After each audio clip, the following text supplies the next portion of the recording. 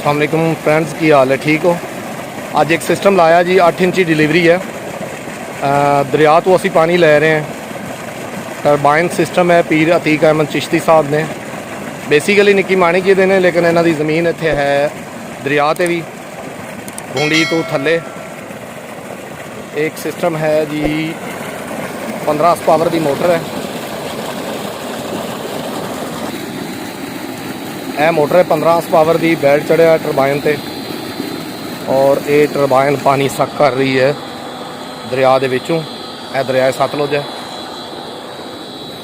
तो वो 18 पैनल पैने यूनिक बाई ग्रो वाट दे 600 वाट दे, ठीक है।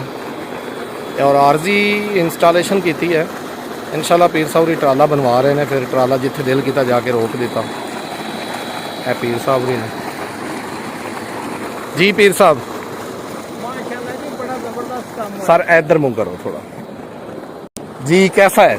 माशाल्लाह जी, इतना जी 10 ही ले सकने हैं, इतना जबरदस्त काम है। इन्ना जबरदस्त है। चलो, माशाल्लाह। पानी का फ्लो कैसा है? फ्लो बड़ा जबरदस्त है। बड़ा जबरदस्त है। तो किला किन्नी देर च कर रहा है? एक किला आधे घंटे च आराम ना हो जाए। गुड हो गया। हाँ जी, चलो जी, थैंक यू, मेहरबानी पीर साहब, तुम इतमाद करते हो। तुहाडा ये असीं ला रहे हैं दूसरा सैट। हाँ जी, अजे ठीक है। दो और भी लगने हैं। दो और भी लगना हाँ है। जी। थैंक यू जनाब अल्लाह यादव साहब ने जी, थैंक यू अल्लाह हाफिज़।